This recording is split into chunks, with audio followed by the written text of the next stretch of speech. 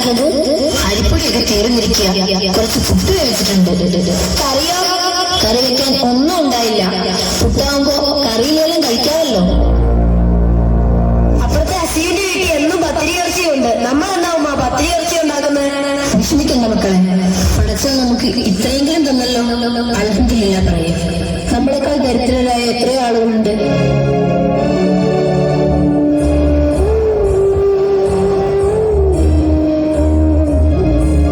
ഇന്നലെ ഉമ്മ ഒന്നും കഴിച്ചില്ല. അതുകൊണ്ട് നമുക്കിന്ന് കുറച്ച് കഴിച്ചാൽ മതി.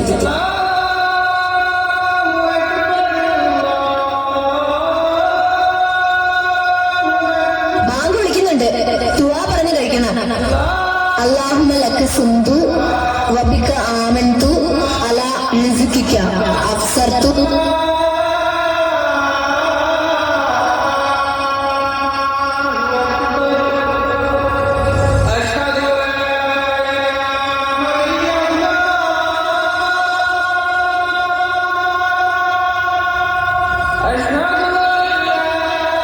വല്ലതും തരണേ മക്കളെ, വിശന്നിട്ട് വയ്യ. ഉമ്മ ദേ ഒരാൾ വിളിക്കുന്നു. ഉമ്മ വല്ലതും തരണേ, എന്തെങ്കിലും കഴിച്ചിട്ട് ദിവസങ്ങൾ ഒത്തിരിയായി.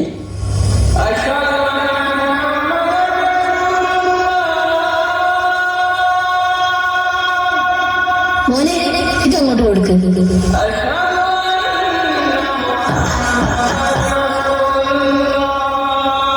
ആ പൊതിയിലെന്താ ഉമ്മ? മുഴുവനും കൊടുത്തോ? കുറച്ചല്ലേ ഉണ്ടായിരുന്നുള്ളൂ. വല്ലതും കഴിച്ചിട്ട് കുറെ ദിവസമായെന്നല്ലേ അദ്ദേഹം പറഞ്ഞത്. എന്റെ കുട്ടികൾക്ക് ഉമ്മ ഒരു കഥ പറഞ്ഞു തരട്ടെ. കഥയോ? വെറും കഥയല്ല, ഒരു നടന്ന സംഭവം. എന്താ ഉമ്മ? ഫാത്തിമ ബീവിന്ന് കേട്ടിട്ടുണ്ടോ നിങ്ങള്? ആ, നബി സല്ലല്ലാഹു അലൈഹി വസല്ലമയുടെ മകളല്ലേ? ആ അതെ. ഫാത്തിമ ബീവിക്ക് 2 ആൺകുട്ടികളുണ്ടായിരുന്നു. അവരുടെ പേരായിരുന്നു ഹസനും ഹുസൈനും. അവരുടെ കുട്ടിയുടെ പേരറിയാമോ? ഇല്ല. അലി റളിയല്ലാഹു അൻഹു എന്ന് കേട്ടിട്ടില്ലേ? ആ, അത് മുദസ്സിലെ പുസ്തകത്തിലുണ്ട്. അത് 4-ാം ഖലീഫയല്ലേ? അത് തന്നെ. അദ്ദേഹം 4-ാം ഖലീഫയും വലിയ വീരനും വിജ്ഞാനിയുമായിരുന്നു. ഒരു ദിവസം അദ്ദേഹവും ഭാര്യ ഫാത്തിമ ബീവിയും മക്കളായ ഹസനും ഹുസൈനും ജോലി ചെയ്ത് കിട്ടിയ ഗോതമ്പ് കൊണ്ട് പലഹാരം ഉണ്ടാക്കിയെങ്കിലും കഴിക്കാൻ നേരമായപ്പോൾ മറ്റൊരു യാചകൻ വന്നു. അതും അയാൾക്ക് കൊടുത്തു. പിറ്റേന്നും അവർ നോമ്പ് പിടിച്ചു. അന്നും അതുപോലെ തന്നെ സംഭവിച്ചു. അങ്ങനെ 3 ദിവസം തുടർച്ചയായി ആഹാരമൊന്നും കഴിക്കാതെ അവർ നോമ്പ് പിടിച്ചു.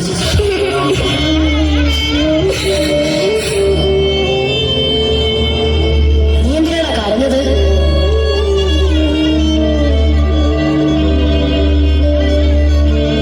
അവരും നമ്മളെ പോലെ പാവപ്പെട്ടവരായിരുന്നു ഉമ്മ. നമ്മളെക്കാളും ദരിദ്രരായിരുന്നു. നമ്മളെന്താ ഉമ്മ അള്ളാഹു പാവപ്പെട്ടവരാക്കിയത്? പടച്ചാൽ ഇഷ്ടപ്പെട്ടവരെ അവൻ പരീക്ഷിക്കും മക്കളെ. ക്ഷമാശീലർക്കുള്ളതാണ് സ്വർഗം.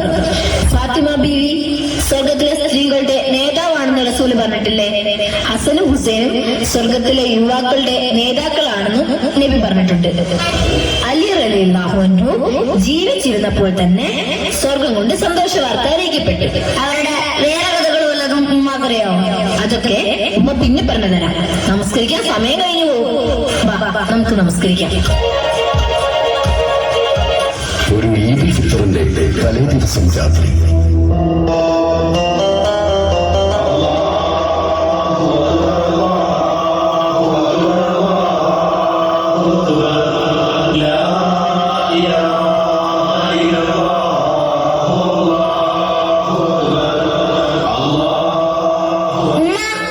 നിലാവ് കണ്ടു. നാളെ പെരുന്നാളാ. ഉമ്മ പെരുന്നാൾ